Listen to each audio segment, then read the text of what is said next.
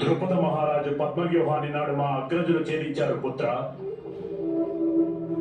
బయటికి వచ్చి చూపించు, అప్పుడు మేము భయపడతాం.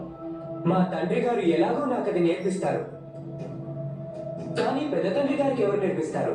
పుత్ర అభిమన్యు, నీ పితృదేవులకు ఎవరు సమర్థ యోధులు సహకరించడం లేదనా? నీ వంటి చిన్న బాలుడు పద్మవ్యూహం నేర్చుకోవలసి వచ్చింది. నేను ఈ జ్ఞానాన్ని మా మాత గర్భంలో ఉన్నప్పుడే పొందాను. ఇక ఈ పద్మవ్యూహం ఛేదించడమంటారా? యుద్ధానికి వెళ్లే ముందు అన్ని శస్త్రాలను వాడిగా పదును పెడతారు. మా తండ్రి గారి శస్త్రాలలో నేను ఒక శస్త్రాన్ని.